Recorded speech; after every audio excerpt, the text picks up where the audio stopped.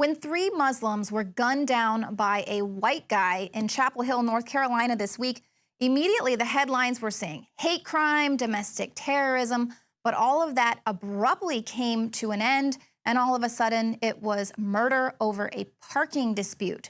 Why is that? Well, this is from Joseph Farah at WorldNet Daily. He says, so here again we see another example of the Southern Poverty Law Center being linked to an actual act of domestic terror with multiple murders, and yet again it's Tea Partiers and conservatives and Christians who represent the real threat to America. Why is that? Back it up. But even when they can't pin the blame in such a way, they can still find some way to spin it to fit their agenda. And this is courtesy of the Daily Beast. They say parking dispute or hatred of Muslims. We still don't know what motivated the slaying of three young people in the bill, the domestic terrorist being a grumpy white guy with a gun. Now, they gloss over the fact that he termed himself a gun-toting liberal on Facebook, and they just focus on his alleged obsession with a movie about a man who snaps and goes on a shooting spree. And they take this from an ex-girlfriend of his who says that he was obsessed with this movie.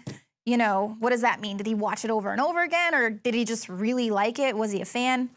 But either way, they're not going to let this tragedy go to waste.